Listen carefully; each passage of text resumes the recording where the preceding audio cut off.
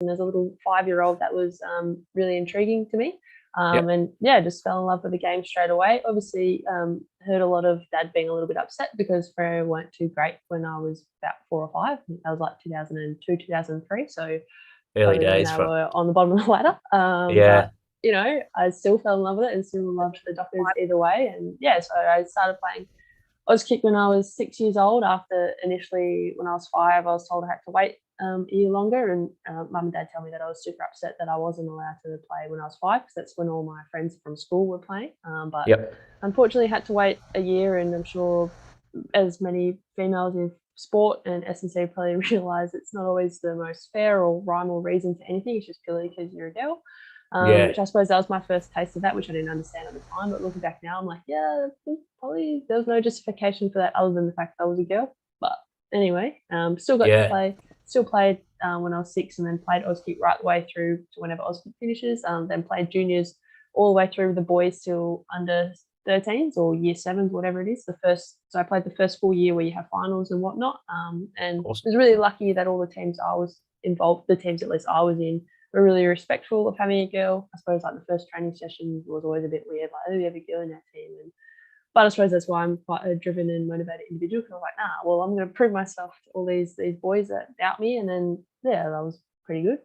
So Yeah. that won people over pretty quick. And I mean, I suppose people's parents were probably a little bit protective of me, so it was nice having everyone's support. But I was like, I don't need you to be protective of me, but at least they supported me, and I was really grateful for the junior teams I was a part of that supported me playing. And once they realised I was pretty good, were happy for me to be in their team. So yeah, lucky in that sense. Wasn't always as lucky with the teams that I played against. Some of them were a bit not the nicest, but again, when people question me, I just like, well, you know what, went and played really well, and then people were like, oh, the girl's better than our son or better than most people. So I suppose Yeah. that was always been a little bit of a burning fire. Now I look at it back at it now, and Proven I'm like, wrong. oh, that's why I'm quite driven and motivated to succeed, because that's always been the case. So yeah. Yeah.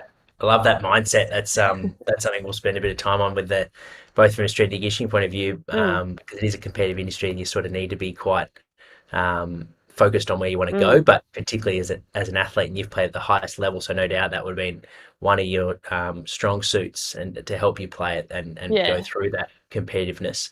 Um, do you think getting those experiences, whether you call them negative experience or growth experiences, whatever you want to call them, but yeah, not being able to play at 6, and then finding other ways to be able to play, whether it be with your neighbours, your family and friends, and then still when Auskick is allowed to play with the boys, and then constantly be challenged, whether it be parents or Hmm. peers or where you're being judged due to your gender and things that you can't control. Do you think those things like create, like you mentioned, the fire in the belly, like stronger drive, stronger hunger, really be successful and be the best you can be within the sport? Yeah, absolutely. And again, obviously super fortunate and lucky that my parents were like, oh, it's okay if she wants to play footy. I think mum said to me millions of times she thought it was just going to be a little phase and then I'd grow out of it. But pretty soon worked out that I was absolutely obsessed. Everything I owned was football, brought football everywhere. As I Yep. mentioned, we're Freo fans, so all my Freo stuff basically everywhere. I'm sure anyone that knew me growing up could attest to that and be like, yep, whenever we had fancy not fancy dress, like free dress at school, we always have something Freo on at primary school. So yeah, I guess that definitely would have fueled the fire. Maybe didn't really realize it at the time, but that's yeah definitely why I think I'm quite passionate about what I do, passionate about females in sport, because I know not that I had it super hard, but there are definitely hurdles that I had to cross that nobody else would ever had to face because they were boys. I remember one time playing juniors, there was no toilet for me to use, so I had to go to the toilet at the shopping centre across the road. No one Wow. went with me. I just had to run across the road before the game into the shopping centre all on my own. You know, How old were you there? Sorry, I missed oh, it. I was probably like 8 or 9 years old. What? So I'd run across the shopping centre, go to the toilet, and then come back and start the game basically. Which yeah, it's not great. And that's just one little thing. Obviously, always getting questioned and prodded, like, why is a girl playing? Again, really lucky my parents, if they ever heard someone say anything about me, it stood up for me. Yep. And then I would just Yeah, go that play and support. basically stand up for myself. Be like, well, I'm better than most people here anyway. Not through anyone else's lack of trying, but I've applied myself really hard and made sure I was like, well, people are going to judge me.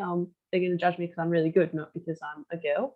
So yeah, I suppose unfortunately, a growth opportunity, if you want to put it like that, being the only girl, maybe like, well, stuff all of you for not believing in me. I'll go prove you all wrong. And that's something that I think I've carried throughout my career, through injury things, and again, just being the only girl in situations and stuff like that. I'm like, well, no, like I can do it. And then I suppose at the time when I was younger, I didn't really realize other girls played footy. Like I think I played against Ruby Schleicher, who was in my kind of district growing up. So she plays for Collingwood. So it was probably us two. Well, for a long time, she was the only other girl I saw playing footy.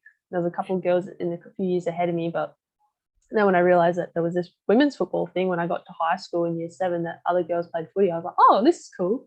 I'm not the only one anymore. But very quickly, even at school when I was in year 7, at Emmanuel, quickly worked out that I was still better than most of the year 12s, which I'm sure they would all be fine with me saying because I played and they're like, wow, this kid's good. So that was nice in that regard. Little year 7 playing against year 12s, which was Oh, you played against year 12? yeah, yep. Wow. So it was supposed to be a senior girls team, but I got an exception because I played footy, and all the other parents that had followed me from like primary school to high school are like, oh, well, if you're not going to let B play with the boys, you should be able to play with the girls, which playing against boys your own age is one thing. Then playing against year 12, so 17-year-old girls was another different thing. But all the older girls in my school looked after me, made sure nobody roughed me up. So that was nice. How good. Gee, so yeah, from going from one challenge to the next. So you played against girls. They were, what's that? 6 years Yeah. older than you.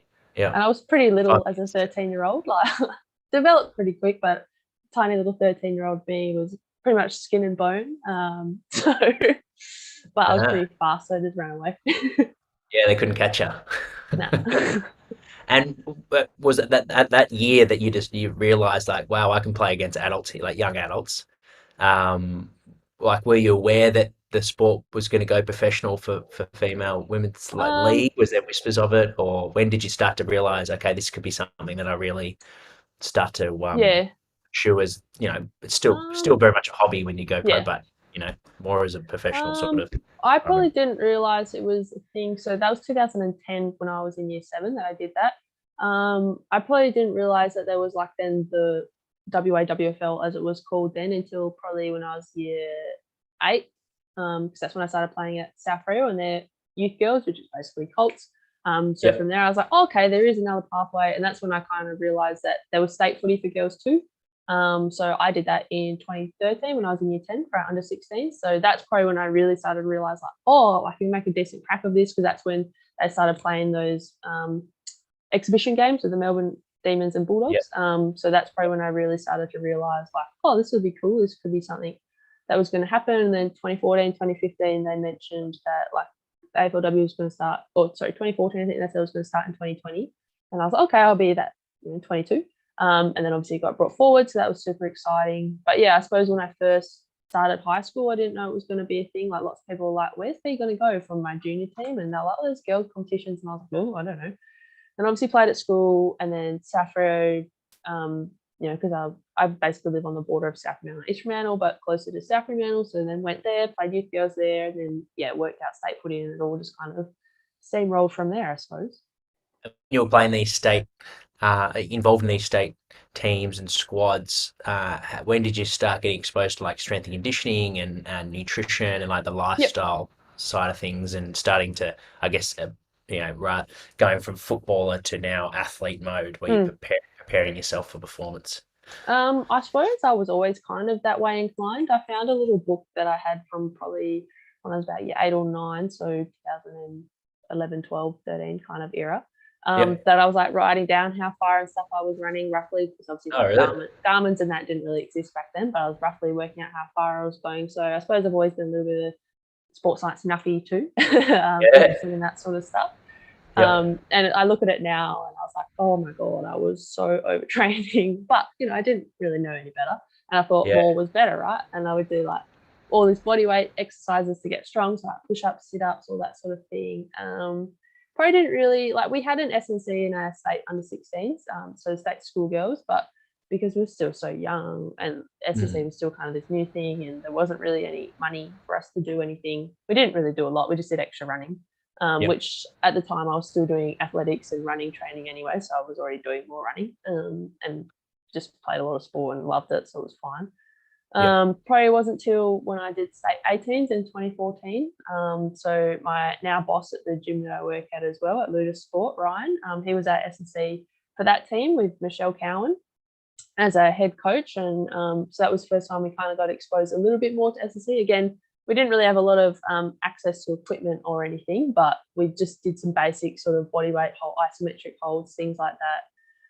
And then our running program was a lot more structured. So that was probably the first time that I really got exposed to what a semi sort of actual setup would look like. And then we would have chats from nutritionists and dietitians and stuff like that. And we started doing some stuff with well-being. It wasn't really that big then either, but obviously Michelle was really big on that sort of space as well. She talks about that a lot. So that's probably when we started doing all that sort of stuff. And then, I'd say from 2014, then the next year, 2015, we did a little bit more, and then progressively a little bit more, till then, obviously AFLW starting. And first year at AFLW, obviously we still did gym stuff, but it's changed a lot now that people understand female athletes a lot more than they used to back then. But that's no disregard to anybody, it's just people didn't know. And when you're in a setup that was designed or wanted to run like a professional environment, but nobody was getting paid or the hours weren't there, then it makes it pretty hard to get any sort of results out of that. But again, that's gotten better from season 1 of AFLW to season 5. We're now entering season 6. So yeah. Yeah, and you mentioned Ryan being the first sort of strength and conditioning coach.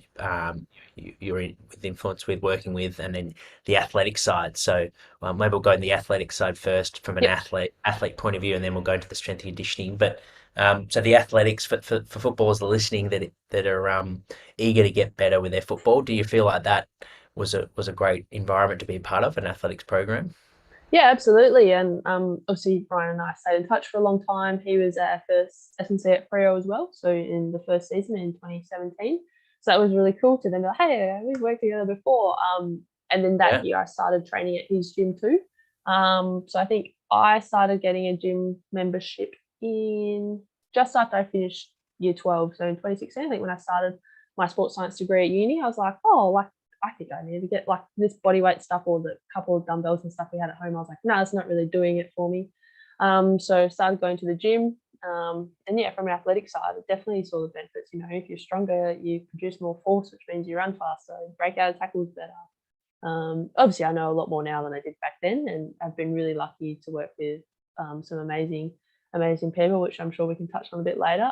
But I've had some great role model people in my life from an S&C and athletic point of view that have helped me probably learn a lot as a coach and really helped me as an athlete as well. So, and which I think really helped me a lot, being an athlete to then transferring that to being an S&C. I think it's probably hopefully something that can set me apart from a couple other different S&Cs, which, obviously being a very competitive field, if you can have some sort of string to your bow, I'd like to hope that that's a good one to have on mine. So yeah, well, you'd have great empathy, I imagine, with a lot of athletes with the experience you've got, particularly with football, where there's lots of ups and downs in the sport because it's so demanding with injuries and form slump. I've had my fair share of injuries. So and so you mentioned mentors. Let's dive into that. So who have been some strong influences for you as the athlete, and then who have been some strong influences for you as your strength and conditioning, as a strength and conditioning coach?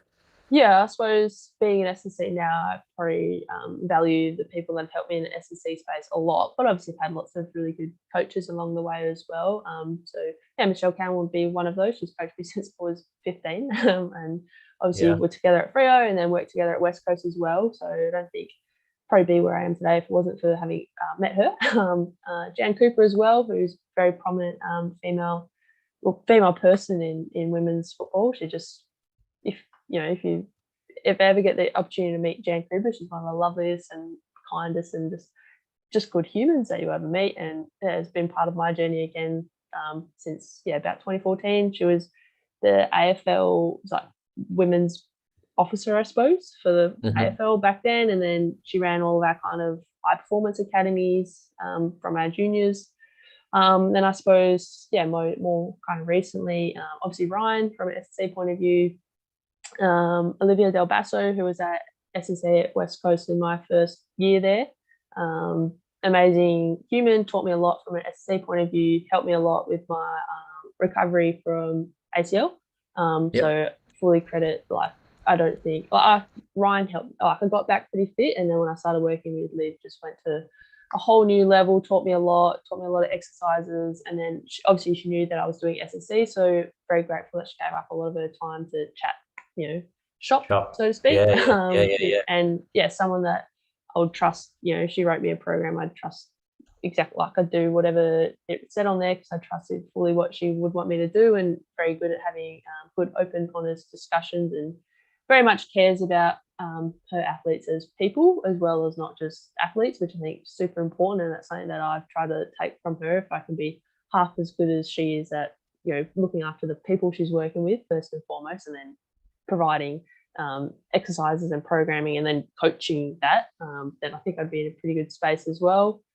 And then, I suppose Tammy Jacobson as well was at SSC at Subi for a little while and was at Freo as well. So very lucky to have worked with her too. Picked her brain a lot. She was at SSC at Subi before I was, so she basically was like, I think B can do it, is ready to do it. So if you're happy to do it, she let me have it and has been really good at, if I have any questions, and she's more than happy to answer them. And then she worked with us a little bit at Ludus as well, which was super beneficial, just to have another female on board as well. And, someone who's a little bit older, but has been through some of the not so fun stuff in terms of being a female in that role. So yeah, I'd say with Liv as well, to obviously females is that I would look up to, but very, very grateful for them and their time and helping me a lot when certain people weren't. They still helped me out when I needed it, which is super, super appreciated. Yeah, it's actually quite. I just made that connection then. Like, there's a big change in AFL with AFLW being the last 5 years, and there's lots of growth and momentum behind that. But also in strength and conditioning, separate to that, with women's strength and conditioning coaches all around the world working, leading programs. So it must be quite an exciting time now where things are starting to shift, and old, I guess, strategies. There's still a lot that has it. Yeah. There's still a lot of things that are stuck in place and rigid, but it seems like things are starting to shift in more an inclusive, fair manner. Is that how you see it from your Yeah, perspective? a little bit. I think there's a little bit of that it's changing, and then certain things happened the last 12 months, at least in the WA sort of setting, that probably knocked that back a little bit, but different things happen for different reasons. But yeah, to have particularly Liv to look up to, someone that was running an AFLW program and who worked really hard and was an athlete in her own right before that too, to see that sort of progression, I was like, that's like, we talk about it all the time. If you can see where you want to go, not that you couldn't do it without that, but it's like, oh, that's someone I really want to look up to and aspire to be like, and then to have the opportunity to then work with her, and then lucky enough to be, a friend as well, is amazing, and something that I'll cherish forever, whatever happens in my career. I'll be like, well, that's great. I got injured and it sucked that I ruptured my ACL, but I use that as kind of a blessing, because I don't think I would have had that sort of opportunity to work with her and learn and pick her brain as much as I did had I not ruptured my ACL. So, silver linings, right? Yeah, absolutely. Yeah, you've got such a great. It keeps popping up, your growth mindset, looking at areas that you can get better. It's awesome. It's super Yeah. inspiring, and for developing footballers that are listening to that, and have an interest of exercise science and sport and personal training and this fitness industry. Maybe they're not sure where they want to go yet, and there's no rush to work that stuff No. out, but there is a bit of passion there. What sort of questions would you ask people like Liv? Like, how would you sort of learn off them? And with that, you mentioned how you had a training journey from your athletic point of view. Did you Mm. also note things down from an S&C point of view, or did you more Yeah. have a different way of noting things down Yeah, for like that? we'd be in the gym, and she, like, at one point we were learning about like cleans and stuff, and we just started doing that. So I think I was just finishing my honours then and about to start my masters, so I knew that's what we were going to do in our masters, and I'd always been really interested in Olympic lifting. So like she'd be talking to somebody else and showing them how to do it, and I would just like spy over the corner and then like write some Watch her notes down on coaching. my phone. Yeah, like watch a coach, probably look like a weirdo, and then I'd be like, oh, why'd you do that? And then everyone else would be like, what do you guys always talk about gym stuff for? I'm like, because it's so cool. Like, Yeah. or super nerd out over like high speed numbers or GPS stuff. Like, I remember super lucky, like showed me how to use open field and things like Yep. that. Not opportunities that everyone else got, because she knew that I really wanted to know. Was really lucky to do that. if I was off the track earlier or in rehab, which happened a fair bit, unfortunately, they'd more than happy let me just sit with the people that were just sitting with the GPS and watch them do stuff as well. Matt Lester, he worked with us at West Coast, super again. He worked under Liv, he was super great. We're the same age, but obviously, he's had a few different experiences to me, so it's super cool to get to work with him, and we talk S&C stuff all the time, and again, super grateful.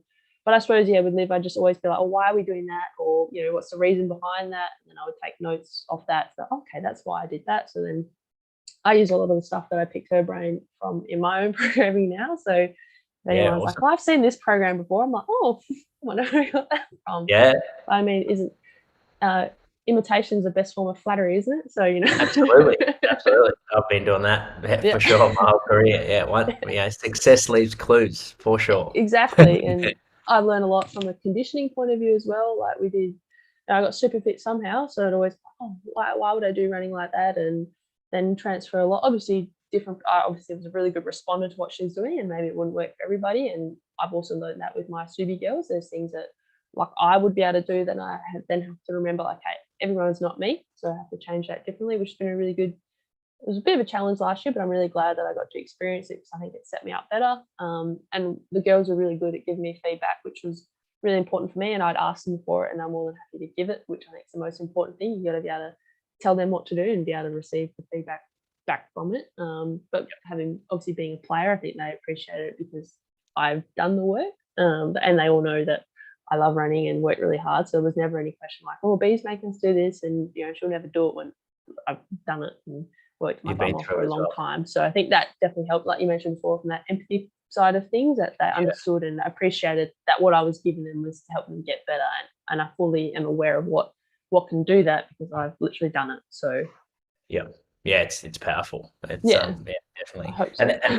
And from the like you mentioned, the injury point of view, we'll go through the athlete version of your life, and then we've already delved into the S&C side, which we're both going to have a bias for, but we'll get back to the athlete train. So you're into the AFL system, like you mentioned, and what did that look like, and how did you juggle? We've had a few athletes that are semi-professional, so they're in that system where they're VFL state level, but then they've also got to prepare for if football doesn't work, what am I doing as well? So take us through how you approach your day, your weeks, how much energy you spend on your footy, and then how much energy you spend on sort of plan B, I guess. So I suppose like school, uni, and that's always been drummed into me to be like really important, because obviously growing up being a female athlete was like, that's not really going to be a thing. And then obviously AFLW did happen, but that's financially obviously not that big of a hit, at least initially when it first started. So uni and school and everything's always been really, really important to me. I obviously always more biased towards sport because I love it. Not that I didn't love school, but sport's more fun. So I've always got into uni.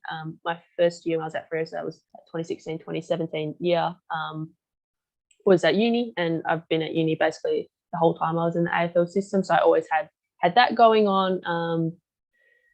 I'd say I probably, if you ask probably my parents, they'd say I put too much time into footy, but I love it, so it's fine. And I think it helps me get to where I am today. But always big on studying. Like I always made time to study, and then still have a little bit of balance. See my friends. Probably wasn't that great at that in the first 2 years I was at Freo until I ruptured my ACL. Then that kind of gives you a bit of a reality shock, like, okay, there's more to life than this chasing a leather ball around. So again, another good lesson that I learned the hard way, but again, super grateful for that happening. So I think juggling was really tough. I had a few jobs on the go at uni as well. So where was I at start with? I was working at Masters at the time, which was that home and basically Bunnings, which doesn't exist anymore. And then I started working at Subway, and I was doing some stuff for like as an Auskick coordinator. And then as I got towards the end of my undergrad, started working at Ludus, which is the gym that I'm still at now. And then that started to come up, and then you just do lots of little random things on the side to try and make ends meet. And then I spent a lot of time obviously at football club, especially early days that said we were only allowed to be there for like 12 hours a week, but I can absolutely assure you nobody was there for 12 hours a week. It was closer to 20, 25, and sometimes dragged out to 30, especially in pre-season. Like our Saturday sessions, we'd probably get there at 6:30, and you probably wouldn't leave the club till like 1 o'clock. Yeah.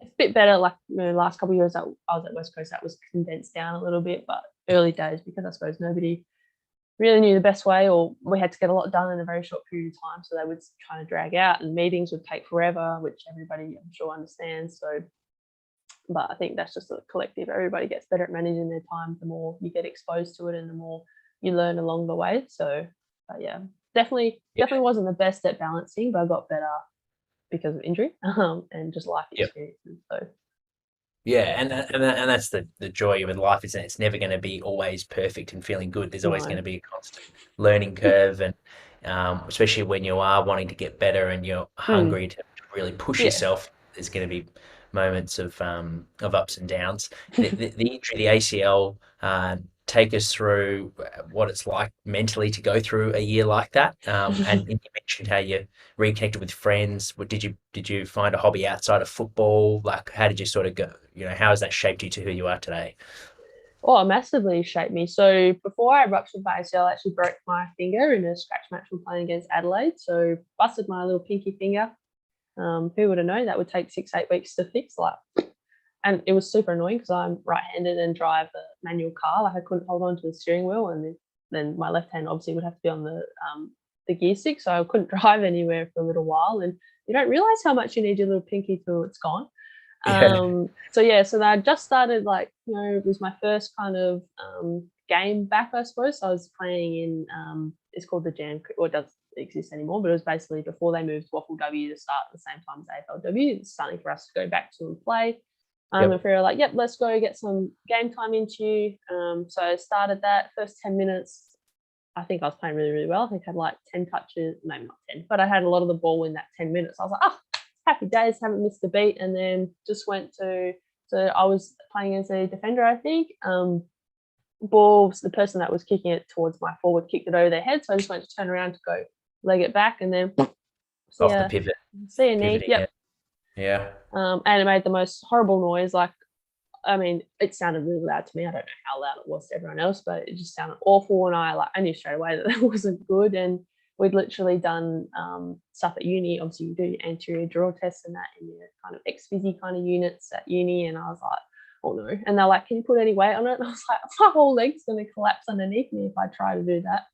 Mm. So that was fun. And then obviously we had to, so I think the Freo girls were just coming back from Darwin. So all our staff were just kind of like spitted spat all over the place. And some of the girls that weren't playing were there were like ringing people. And then I had like that physio doctor, all my friends like, oh my God, what happened? And I was like, oh. So I cried a lot, had the scan on the Monday, cried a lot again because obviously, an ACL is at least 12 months. Mine ended up being about 14 months because after I'd had surgery, I ended up getting a blood clot, which was probably the scariest thing that I've ever done because you can't see it, you can't control it, you can't really do anything. So that was super scary, set me behind a couple of weeks. And then just along the road, everybody has little issues, had some patella tracking issues and stuff like that when I was jumping and things. So that set me back a little bit.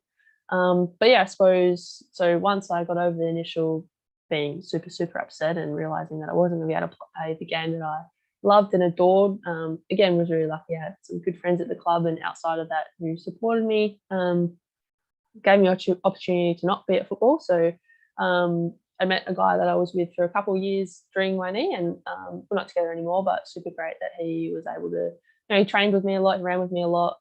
Hopefully he didn't get too challenged because I run pretty fast and didn't really like it if he was ever ahead of me. So brought out the competitiveness again in me. But yeah, like super grateful that I had at least the opportunity to meet someone and spend decent chunk of time with him. And yeah, whatever happened was still really, really beneficial and gave me the opportunity to, spread out and do less football orientated things and do more fun things with somebody that I enjoyed spending time with. Uni, I obviously focused on that a lot, but my grades went from being pretty good to a lot better without footy. And then, yeah, Yep. just did more fun things with my friends. Like I was always been pretty strict on what I do, eat, drink, stuff like that.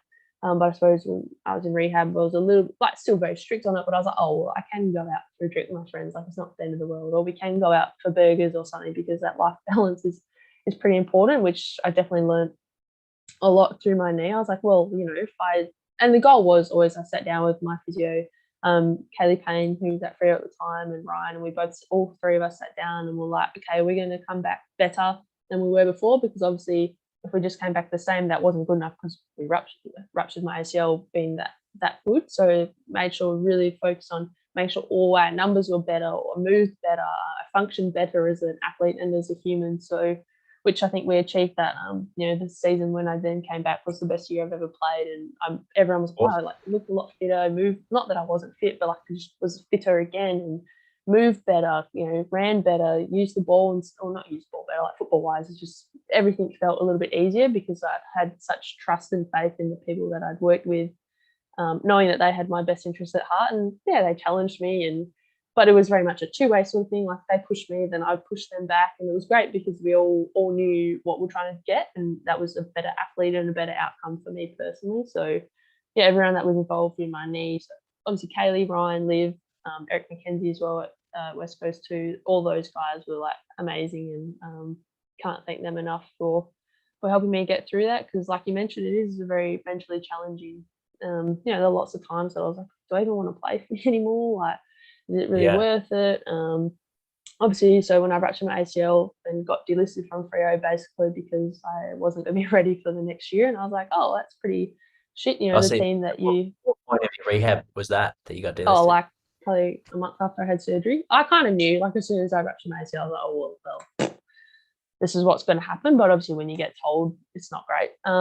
So that was hard to hear. Obviously, grew up a Freo fan, and that's all I ever wanted to do was play for Freo. Absolutely no hard feelings. Like I understand. Obviously, that was always something burning in the back of my mind during my rehab. I was like, well, I'm just going to get back, be better, and then play really well and get picked up again and be like, well, look, Freo shouldn't have got rid of me. But that was kind of my little motivation. But no hard feelings to anybody at the club. So I have a lot of friends there and really respect what they're doing now. But that was a little fire in the belly again, I suppose. And you mentioned like a period, a fraction, it sounds like, where you're like, oh, do I want to play again? Which would be completely understandable. You've done, it's a long-term injury, your team that you grew up going for and were drafted to, so it would be a second home with your connections, I imagine, there. Yeah. It'd be your whole world is now, they've delisted you, so that's a tough, is that your biggest challenge, do you think, of your career so far, that moment?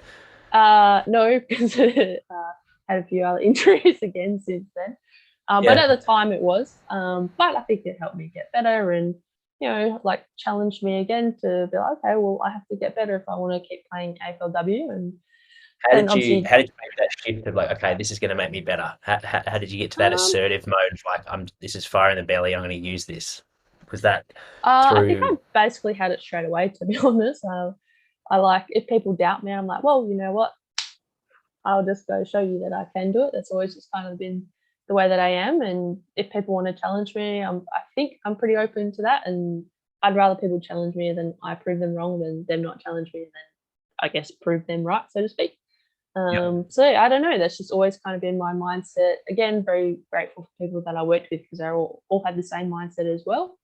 So yeah, and I got better at opening up because of some of the things I was going through. Not the best, and I've gotten a lot better since then as well. Obviously through COVID and some other things that happen, you just get better at realizing like, oh, being vulnerable is not a bad thing, which I used to think when I was younger. But slowly things happen. Like, okay, I have to share this with people, and then you share it. It's, oh, the weight of the world isn't on my shoulders anymore, and people can actually help you. So yeah, that was a big learning curve, and definitely helped me get through the other rehabs that I've had to go on through. But everyone always asks me, they're like, "Oh, you do it so well." I'm like, "Well, it's not easy. I'm just lucky. I'm quite obviously resilient, but lucky that I have a lot of great people around me, and I suppose my work ethic comes into that because I'm like, well, this sucks. I don't really want to keep doing this, so I'll do everything to the best of my ability to try and ensure I don't go through rehab again. Obviously, things happen and that's out of your control. You can do everything right and things still go wrong, but I like to be like, at least I know I've controlled of that as much as of that I can. So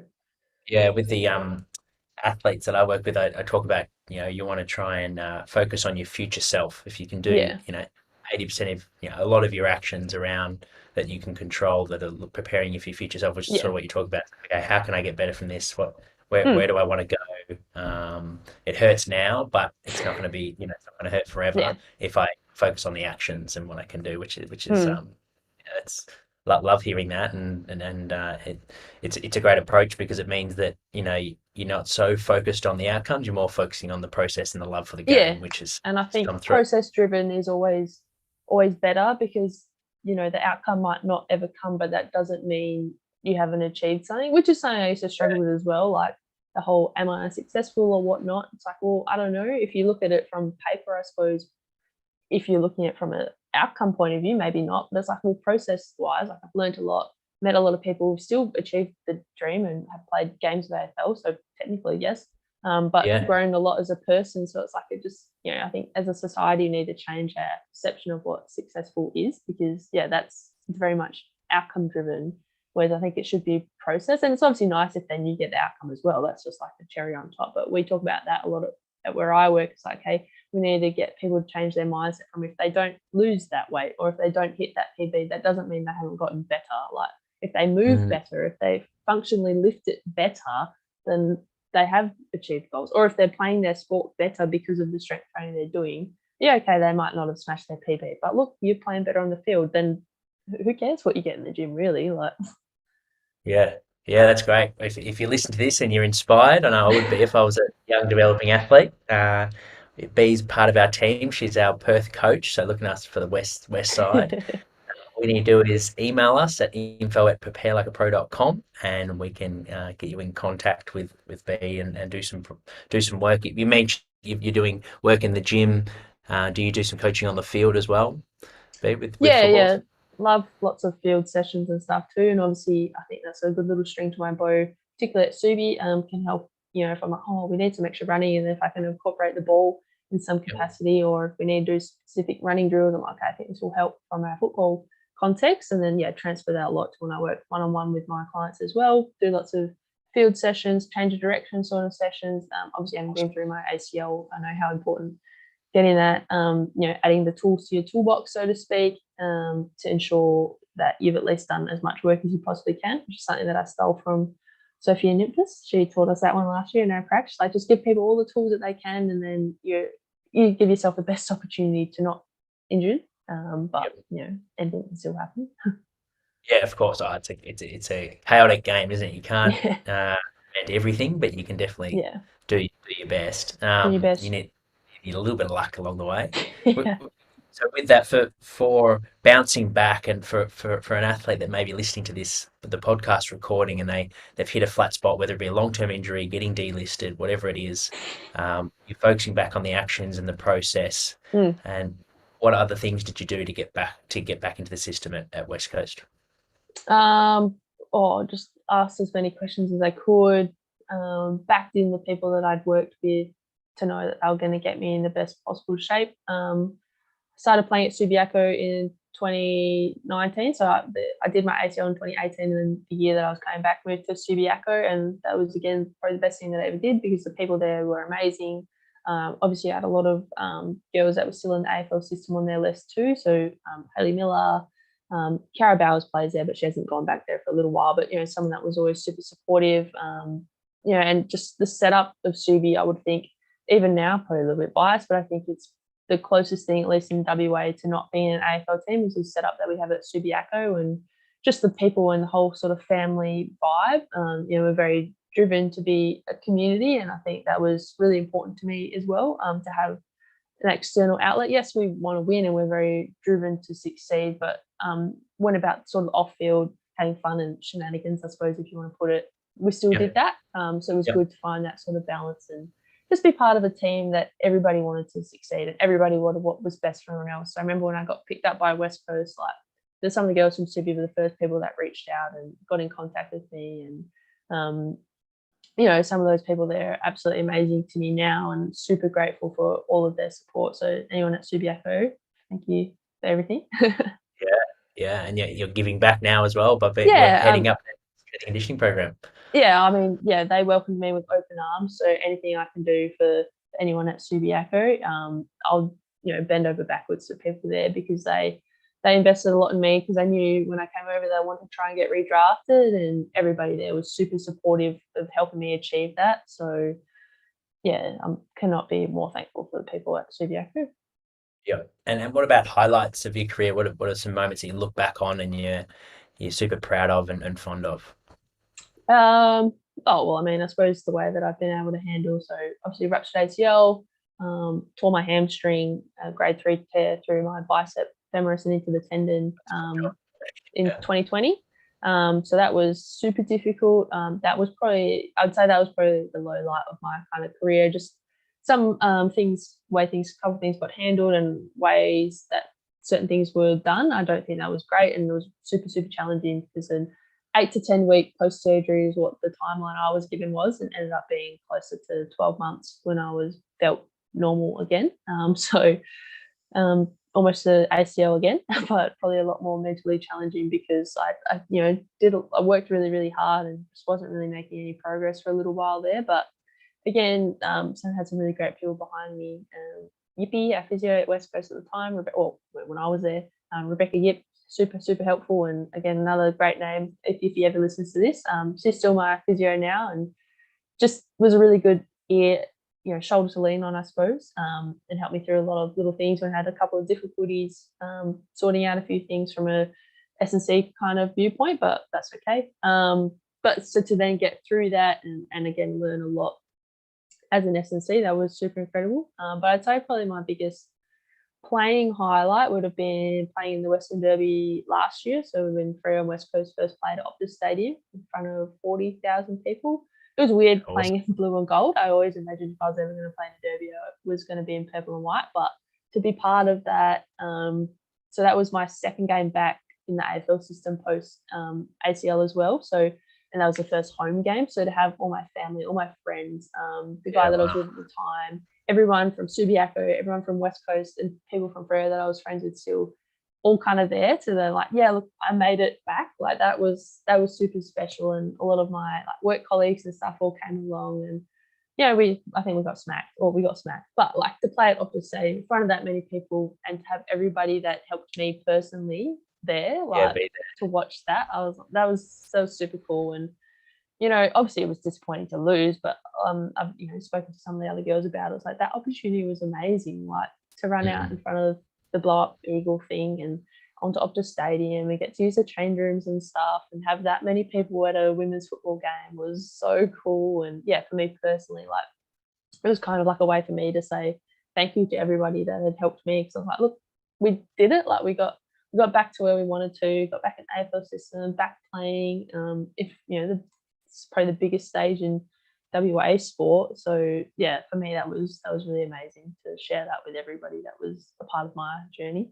Yeah, it's another element of you that's coming through this podcast is it sounds like you're very strongly team orientated and appreciate those around you, and what does leadership mean to you as a leader, like as yourself, but also what do you like to see in leaders?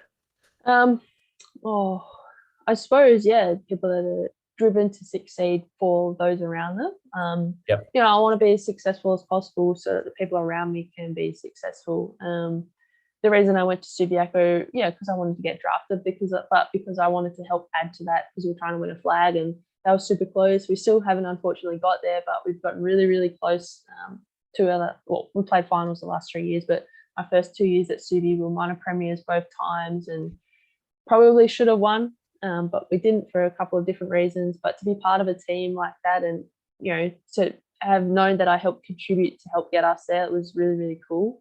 I suppose in a leader, I think the older I've gotten, the more I appreciate when people can open up and be really, really honest and have those sort of vulnerable conversations and just lead by example. I've been really lucky, some of the leaders that I've had. Emma Swanson was my captain at the time at West Coast when I was there, and she still is captain now. And I think she's really, really good. Like, she won't expect anyone to do anything that she won't do, and is always the first person to be there if you need, helping hand or, I suppose a cuddle hypothetically, but isn't afraid to then, kick one up your bum as well if you need it. Which is what I think a good leader needs to do, and not just pull everyone along, but like come up from behind, I suppose, and push people up, which I've been really lucky in a work sense as well. Obviously Liv, Ryan, Tammy, people like that are all really good at, they don't just be like, oh, this is what I want you to do, just come follow me. They're very much like teach you what you need to do and like, okay, I'll stand with you and help you do that. Not, what's that, the saying, like don't stand in head. Yeah, like they'll actually come with you not just pull you along, but like, this is what you need to do. There's no point spoon feeding people. So they help you learn it and they'll ride all the bumps and mistakes with you, but you know that they're going to be there to help catch you when you fall, so to speak. So I think that's something that I really appreciate and value, and hopefully can then pass on to other people.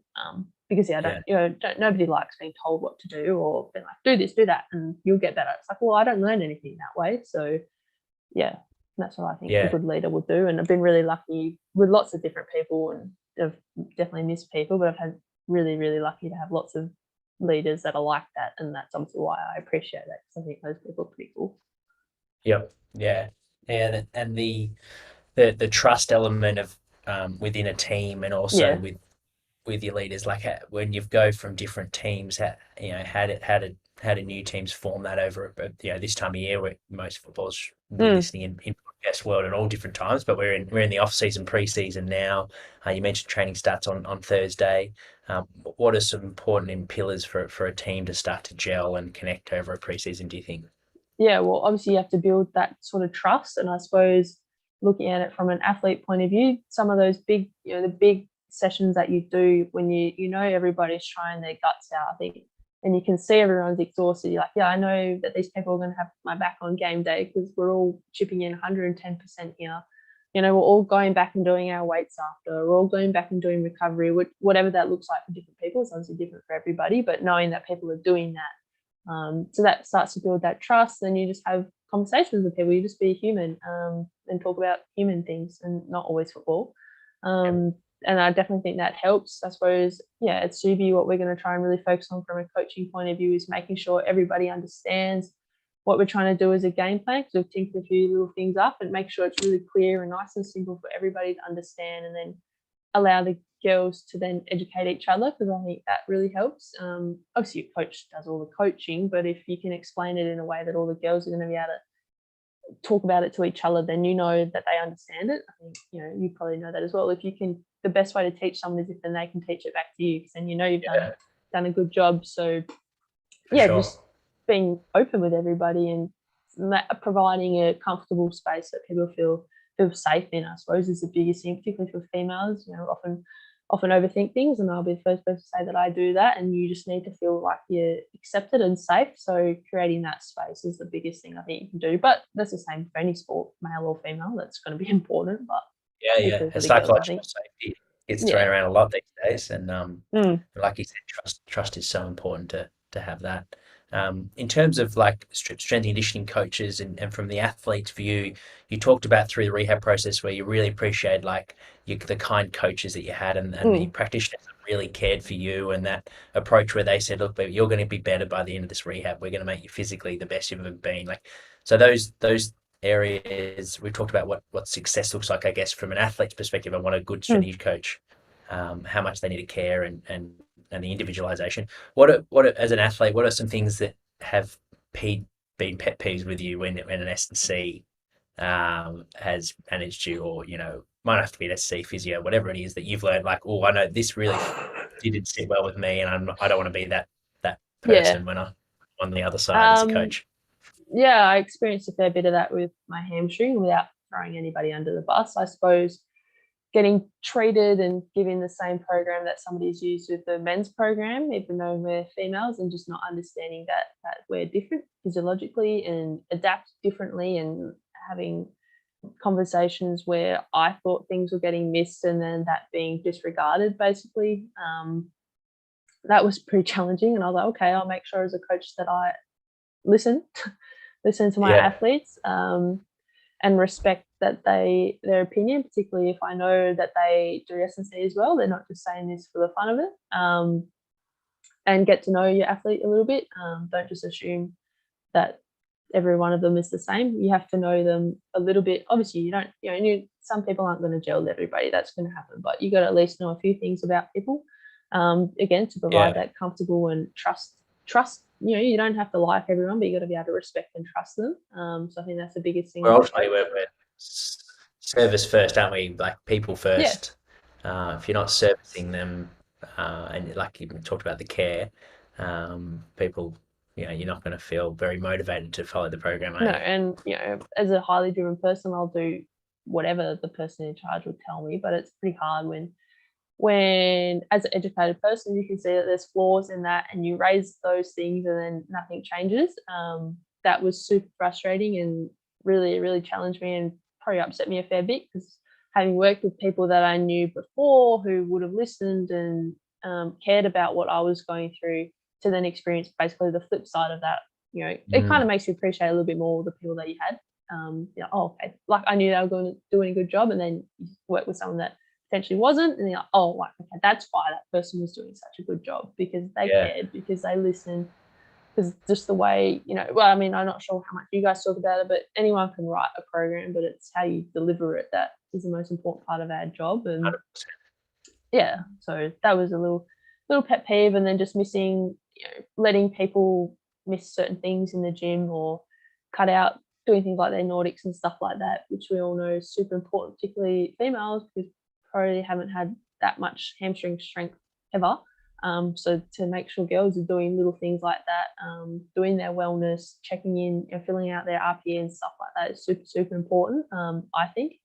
And actually having someone who goes through and reads the red flags on the wellness stuff, and making sure it actually something happens about it. It doesn't just get, oh, tick, we did wellness.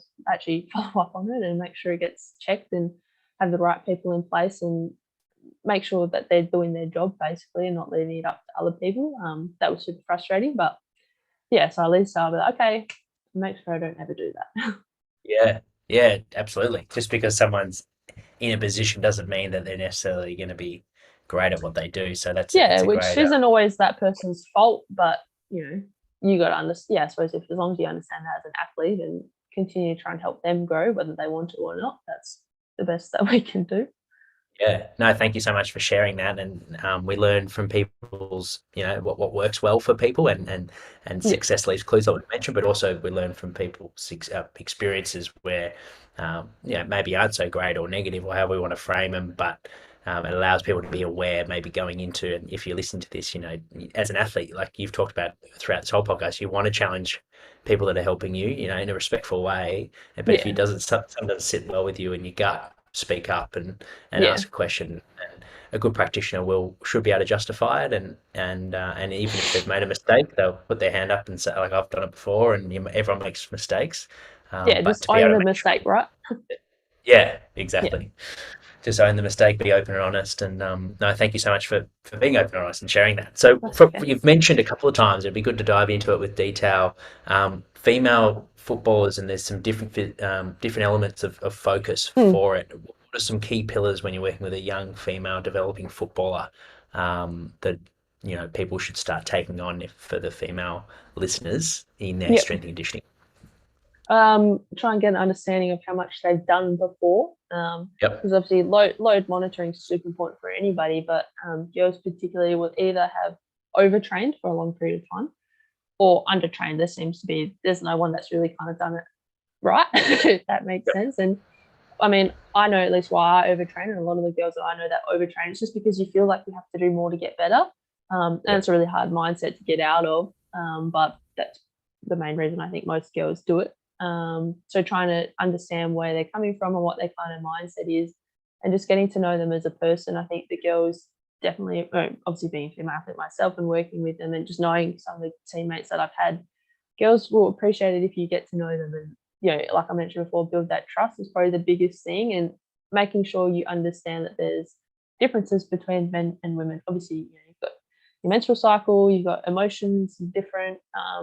You know, Particularly females going up through the higher system, a lot of us will have different jobs or other commitments outside of football, because obviously it's not full time.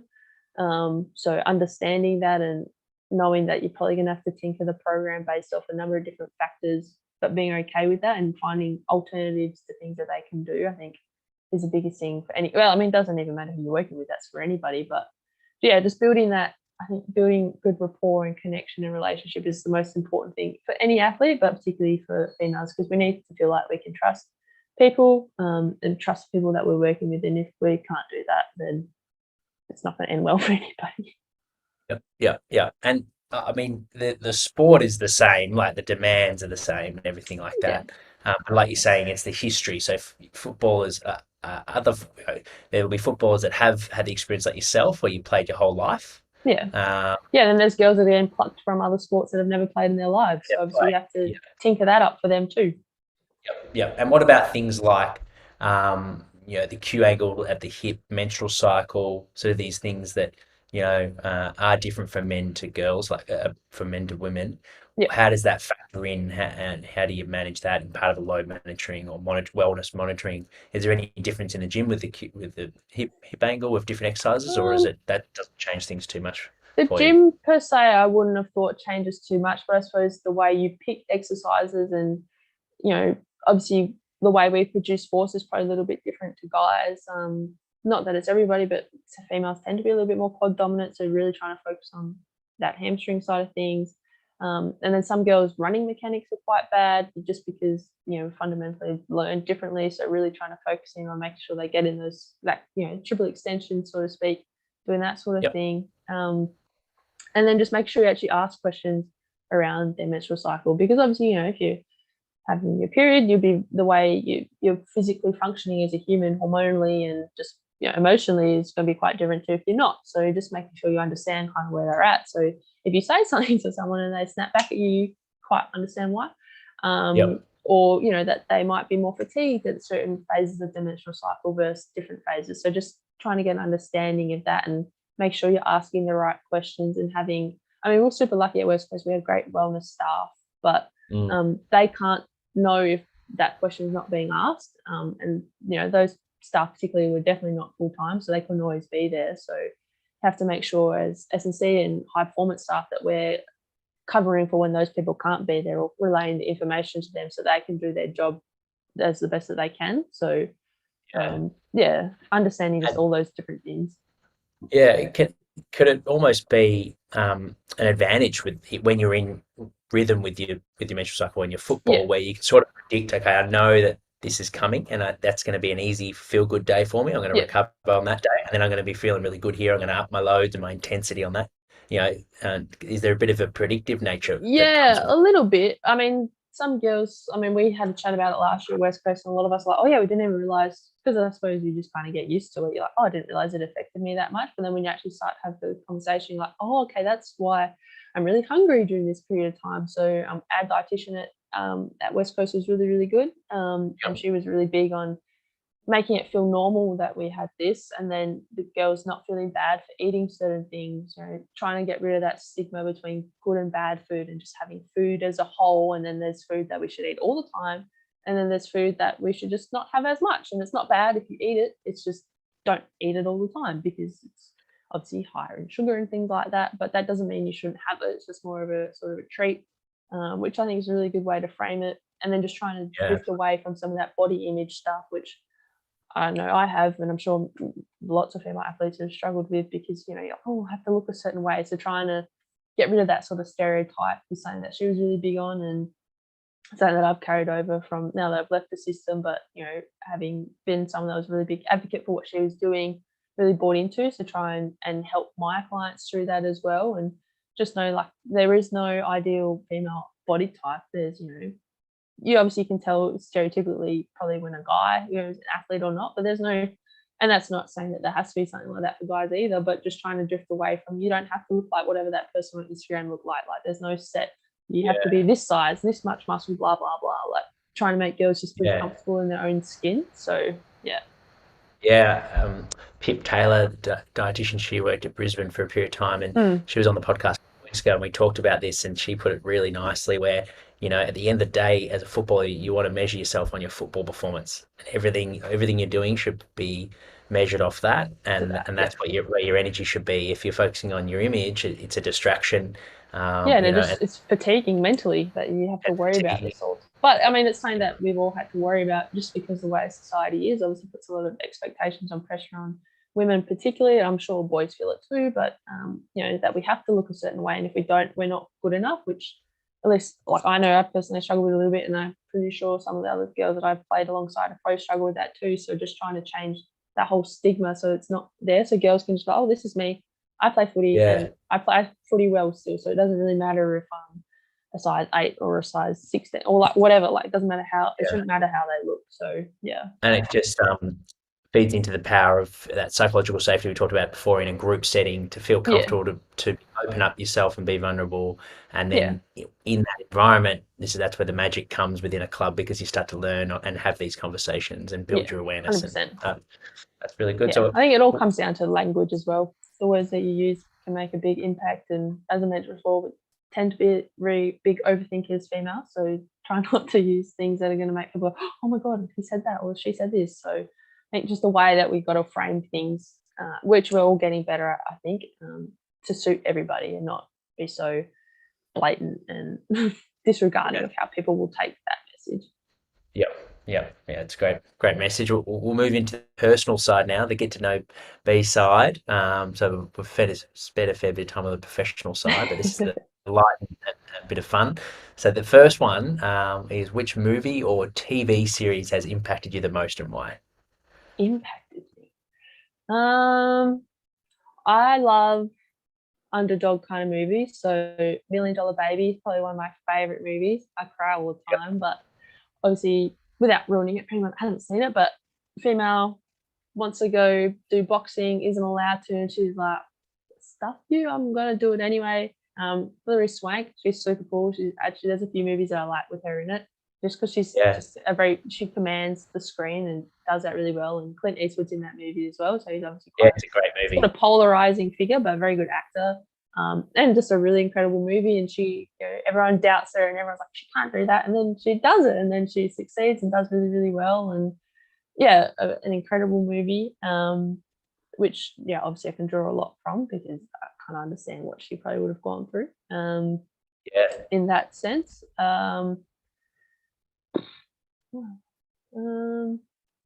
Yeah, just kind of any of those.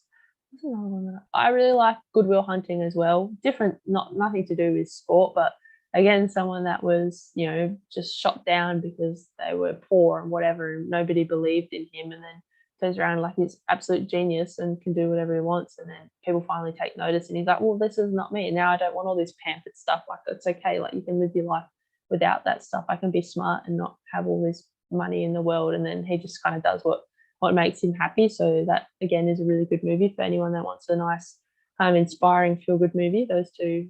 Well, the first one's a little bit sad, but the second one definitely is pretty good. yeah, that's a good balance between the two.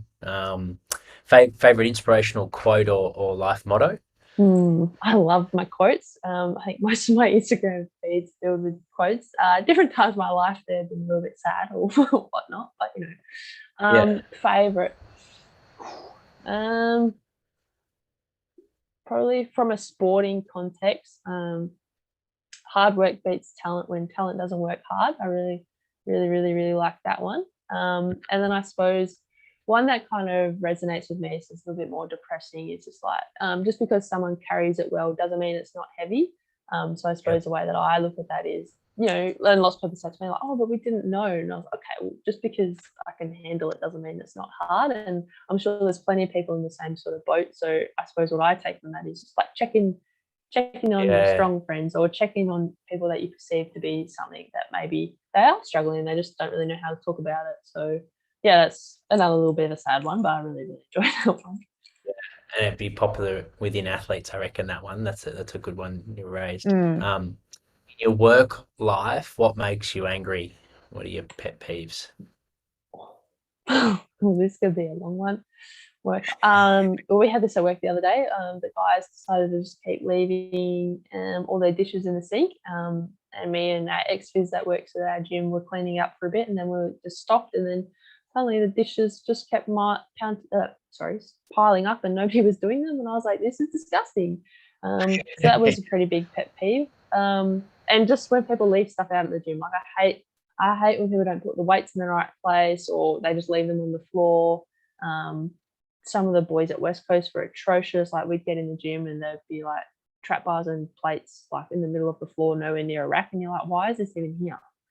And then they would try and blame us for it, and I was like, no, that was your mess. Like, if you ever looked at the gym when the girls finish, it's clean, because it should be clean. So big respect on cleaning stuff. Obviously COVID now as well, wiping stuff down, but I liked doing that before anyway. But yeah, that's probably my biggest pet peeve at work, when people don't clean up, just in general. Just you got to respect where you're working, and the gym won't tidy itself. And then if it's not tidy, people won't know where to get anything from. And then just need to look after it. Yeah, exactly. Respect your place.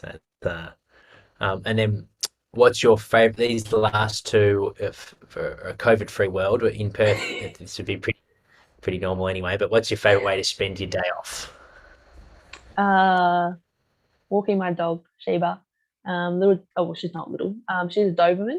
So I love taking her out and about. So we go to lots of sort of like parks and sort of nature walks. I love that sort of stuff anyway. But I love taking her because it's fun and she's super great. And if I'm having a bad day or whatever, she'll come sit at my feet and she just knows. Dogs are just great. They just know. Very clingy dog, but I love it. I bring her to the gym with me sometimes too, where I work. She's pretty well behaved. And just loves to cuddle. So that's probably my favourite thing to do. Get out to the hills or took her to Kings Park or to Freo, somewhere like that, and just walk her around and just explore the world with my four-legged friend. Yeah, very nice. Yeah, my four-legged friend's it's a bit hot here in Melbourne today, and he's getting used to it. So he's a greyhound kelpie. He's got more greyhound in him. Nice. So he's completely just parched on the ground right now. I feel like they'd probably get along, Sheba and you, little kelpie. Yeah, absolutely. Yeah, they'd have a good run around. Yeah. Favorite holiday destination and worldwide, this one? I've never left Australia, so this is pretty boring. I would love to go to Canada. I think that would be really cool. Go watch some American sport and stuff like that and explore kind of the environment over there. It looks really cool, but I've never been there, so I wouldn't know. But down south here in WA, so I just came back from, well, not just, but went down to Denmark and did Bluff Knoll a couple of weeks ago with some of my friends, and that was amazing. Like Denmark, Albany, Margaret River, obviously is a little bit different direction, but those sort of three places are incredible. So if anyone ever wants to come over to WA, that is where I would send you, because it's just so pretty and the countryside is so nice and everyone down there is super friendly, and it's just so nice. You can get out in nature and just explore and take in the world for everything that is good about it. Obviously we can all get a little bit caught up in our lives, but then just getting back to the natural environment, it's like, oh, this is so pretty, to get away, relaxing. Yeah, I love that. Well, thank you so much for jumping on, B, and joining our team as part of our coaching team at PLPlivechats Pro. I know you've got your own podcast. Give us a plug. What's your podcast all about? And for those that want to find it, where can you find your podcast? My podcast is The Buzz with B. Pretty catchy with the name, I reckon. You find us on Instagram, so just at The Buzz with B. We're on Spotify as well and Google Podcasts, I think, but I don't really know if people use that. But that's where you can find us.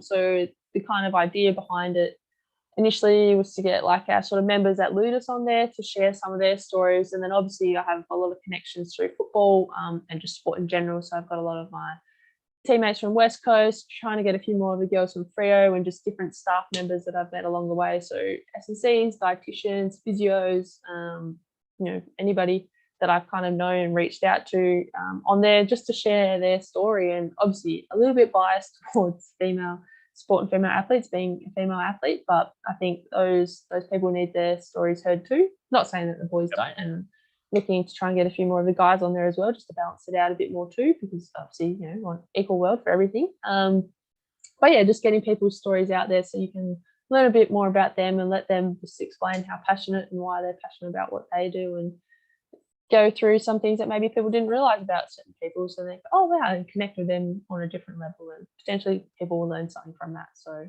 yeah, absolutely, no doubt they will. So make sure if you're listening in and you enjoyed this chat with B, which I certainly have, to you can find more chats with Buzz with B, which is great. So what's on the horizon for the rest of 2021 for you? What's the next couple of months got installed?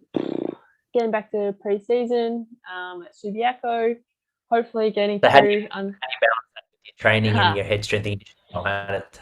Yeah, last year was a little bit easier because obviously I was still on the Eagles list, so we would train on alternate nights. So then obviously wouldn't train when I was at Subiaco, it could just be S&C. And then by the time I went back to Subiaco in season, obviously there's a lot to do still, but there wasn't too much that I had to jump out for because we were pretty lucky. We didn't have too many injuries, so must have done a pretty good job. This year again will be a different challenge though. But Liv, my friend, is doing my program at the moment, so she will look after me, and then I just have to look after everybody else. So I'll get my running and stuff done probably before the girls have to do their conditioning, so that I can run it and teach them what I need to help them do. But Okay, so you'll do conditioning, then you'll do the skills with the group, and then you'll be the conditioning coach for the run blocks and skills. Yep. So that's what we did in season last year when I came back. So hopefully that's the front when you're a coach and when you're an athlete. The girls are really good. They're super accommodating. And then just trying to sort a few things out before the end of the year. I run all our sort of social events at my workplace too, so just planning a Christmas party at the moment, and just make sure everyone's programs are ticking along. Got a few books that I'm trying to finish and read, because I like reading as well. And then there'll be Christmas and then New Year, and then boop, go again. I know. Yeah, and a new year on the horizon. Well, thank you for your time, and it's been great to share your story. Inspiring story of dealing with the ups and downs of football, and you're doing big things in the strength and conditioning industry. Yeah, the joys of sport. But I know I've taken a lot out of it, and I'm sure whether you're a footballer, an athlete, or an S&C, there will be some great things that people have taken away from it. So thank you, Bea, for coming on. No worries. Thank you very much for having me. I really appreciate it. Yeah, it's great, and great to have you. Like I mentioned earlier, guys, Bea's part of our team. So if you want to work with Bea, email us and we'll hook you up and we'll get you on the program. But thank you for tuning in live as well, guys. Our next podcast, gyms are back open in Melbourne, so I'm restructuring my life, which is good. Yay! So that we're back in the gym, which is good. So live chats at the moment are on hold. I probably will move to looking to do those at an earlier time rather than at night time with the gyms open. We'll probably do them like 10 a.m. or something like that, but I'll keep you guys up to speed on the Instagram. So thanks for tuning in tonight, and I'll keep you guys updated. Until the next episode, guys.